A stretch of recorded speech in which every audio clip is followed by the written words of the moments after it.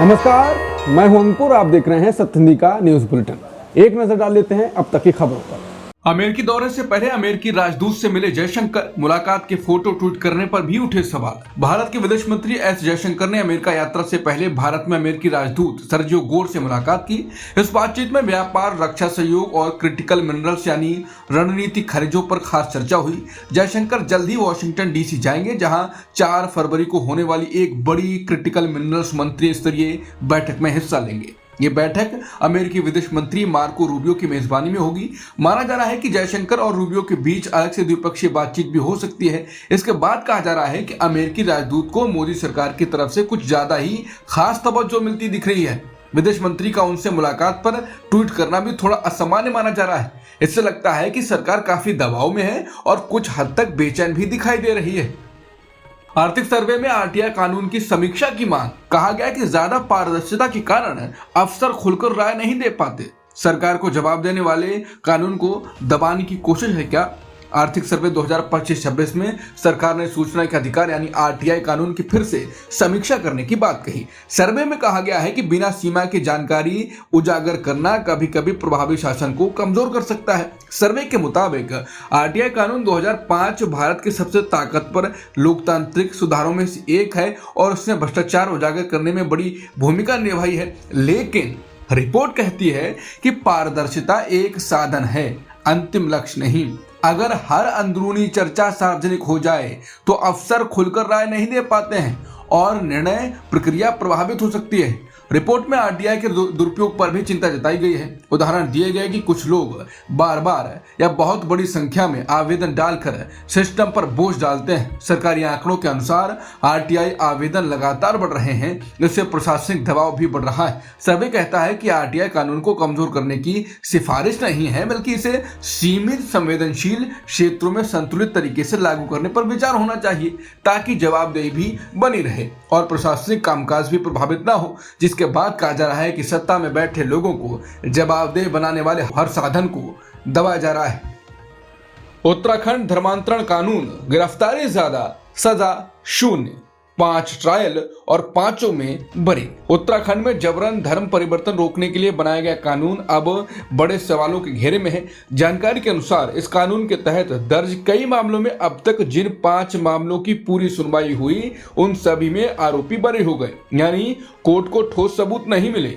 करीब 7 मामलों में सुनवाई बीच में ही खत्म हो गई, क्योंकि शिकायतकर्ता अपने बयान से पलट गए, गवाही मेल नहीं खाई या फिर जबरन धर्म परिवर्तन साबित नहीं हो सका। बाकी मामलों में भी ज्यादातर आरोपी जमानत पर बाहर हैं। इस कानून के तहत दर्ज कई मामलों में पुलिस ने गिरफ्तारियां तो की, लेकिन अदालत में केस टिक नहीं पाए। लगभग 7 साल पहले बीजेपी सरकार ने Uttarakhand freedom of religion act लागू किया था, लेकिन अदालतों में यह कानून सबूत के स्तर पर कमजोर पड़ता दिख रहा है। यह कानून 2018 में लाया गया था और बाद में इसमें सजा बढ़ाकर 10 से 20 साल तक करने के प्रावधान जोड़े गए। हालांकि नए संशोधन अभी लागू नहीं हुए हैं। अब सवाल इस कानून और इसको लाने की मंशा पर उठ रहे हैं। इस प्रक्रिया से केस दर्ज करना और उसके बाद आदमी का निर्दोष निकल जाना कानून के भविष्य को लेकर भी सवाल खड़े करता है।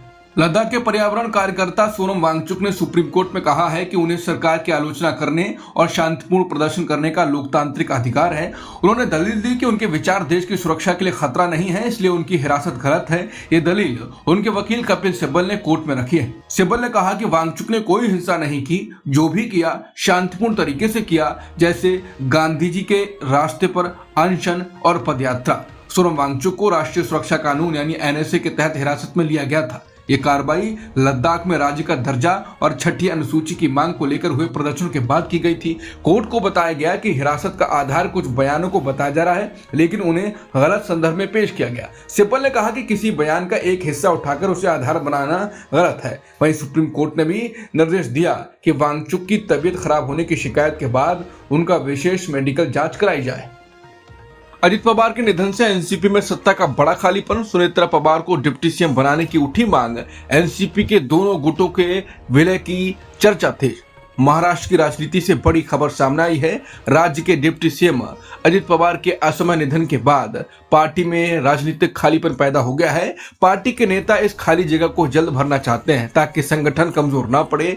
एनसीपी के वरिष्ठ मंत्री नरहरि झिरवाल ने खुलकर मांग उठाई कि अजित पवार की पत्नी सुनेत्रा पवार को उप मुख्यमंत्री बनाया जाए। झिरवाल को अजित पवार का करीबी माना जाता है और उनका शरद पवार से भी अच्छा संबंध है। झिरवाल ने बताया कि अजित पवार एनसीपी के दोनों गुटों के विलय को लेकर बातचीत की अगुवाई कर रहे थे और यह प्रक्रिया अंतिम चरण में थी। उनका कहना है कि अगर पार्टी को महाराष्ट्र में बड़ी ताकत बने रहना है तो दोनों गुटों का एक होना जरूरी है।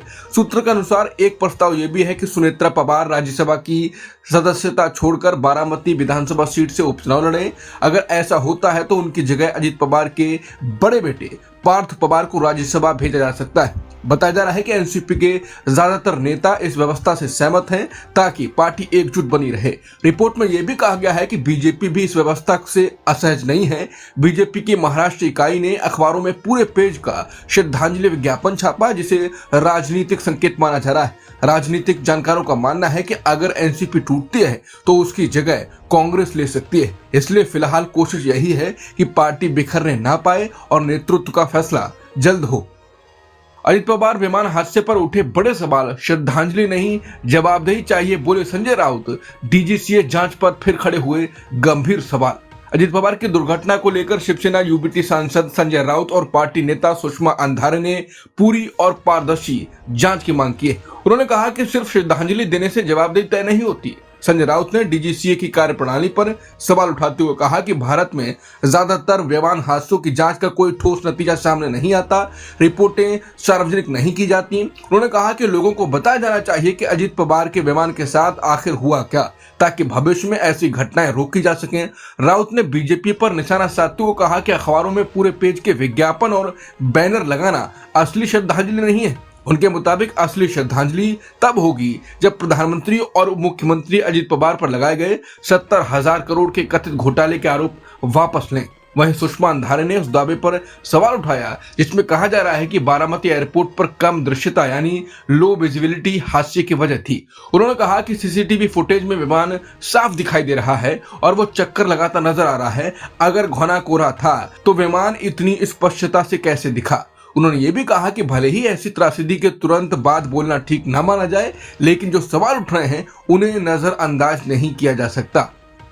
शंकराचार्य ने योगी को कहा ढोंगी।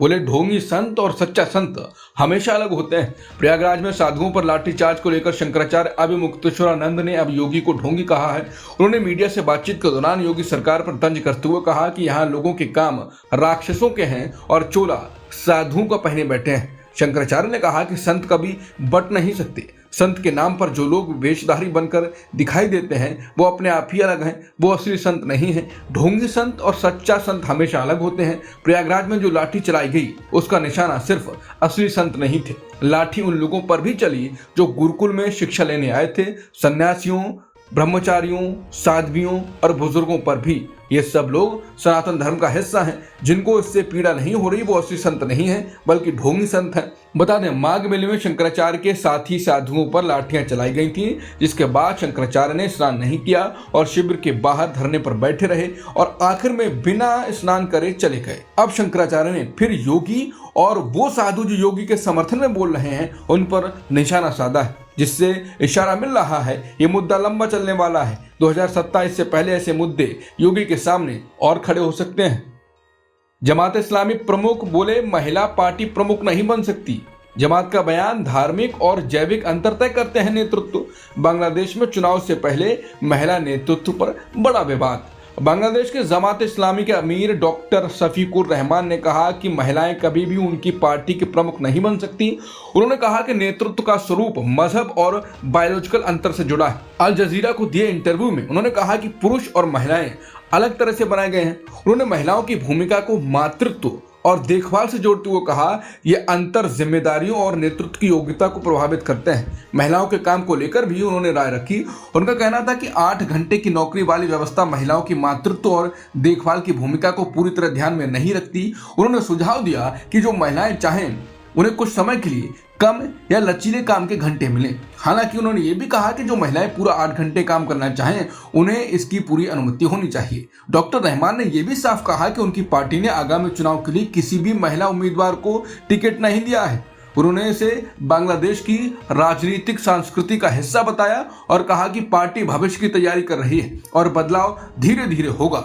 बता दें 2024 के जन विद्रोह के बाद जमात इस्लामी खुद को एक बड़ी राजनीतिक ताकत के रूप में स्थापित करने की कोशिश कर रही है और चुनावी रणनीति तेज कर चुकी है। फरवरी में होने वाले चुनाव में इसकी ताकत बढ़ सकती है। शेख हसीना का बांग्लादेश चुनाव पर बड़ा हमला, बोली निष्पक्ष चुनाव नहीं तो देश में अस्थिरता बढ़ेगी।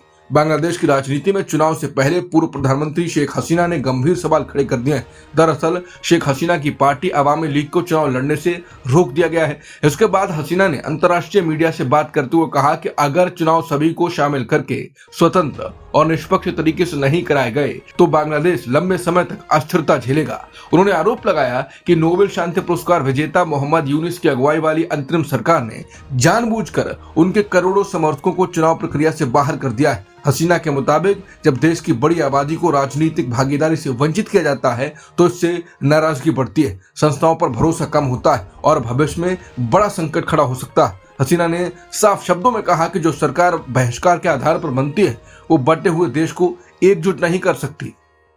रूस ने जेलेंस्की को मॉस्को बुलाया, शांति वार्ता तेज। रूस ने यूक्रेन के राष्ट्रपति वोलोदिमीर जेलेंस्की को शांति वार्ता के लिए मॉस्को आने का न्योता फिर दोहराया है। क्रेमलिन ने गुरुवार को कहा कि यूक्रेन युद्ध खत्म करने के लिए चल रही कोशिशों के बीच ये निमंत्रण दोबारा दिया गया है। ये बयान ऐसे समय आया है जब रूस और यूक्रेन ने युद्ध में मारे गए सैनिकों के शवों का एक दूसरे से आदान प्रदान किया है। क्रेमलिन ने इस पर टिप्पणी नहीं की कि क्या दोनों देश एक दूसरे के ऊर्जा ढांचे पर हमला रोकने पर सहमत हुए हैं। पिछले सप्ताह अबू धाबी में अमेरिका की मध्यस्थता में हुई वार्ता से शांति प्रयासों को नई रफ्तार मिली है, लेकिन दोनों देशों के रुख में अब भी बड़े मतभेद हैं। एक अमेरिकी अधिकारी के मुताबिक जेलेंस्की और रूसी राष्ट्रपति व्लादिमीर पुतिन मुलाकात तय करने के करीब हैं। रूस और यूक्रेन के बीच अगली वार्ता रविवार को अबू धाबी में होगी। ट्रंप ने विमान टैरिफ से कनाडा को धमकाया, कनाडाई विमानों पर 50% टैरिफ की चेतावनी। अमेरिकी राष्ट्रपति ट्रंप ने कनाडा को चेतावनी दी है कि अगर वो तुरंत कुछ उड़ानों के सर्टिफिकेट नहीं देता है तो अमेरिका में बेचे जाने वाले सभी कनाडाई विमानों पर 50% टैरिफ लगाएगा, यानी भारी आयात शुल्क। ट्रंप ने ये चेतावनी अपने सोशल मीडिया पोस्ट में दी। ये कदम दोनों देशों के व्यापार विवाद को और तेज कर सकता है, खासकर जब कनाडा पहले ही अमेरिकी कनाडा के व्यापार समझौते के बावजूद चीन के साथ व्यापार डील करने पर ट्रंप की आलोचना कर चुका है। अब तक की खबरों में इतना ही। बाकी खबरों के लिए बने रहिए सत्य हिंदी के साथ।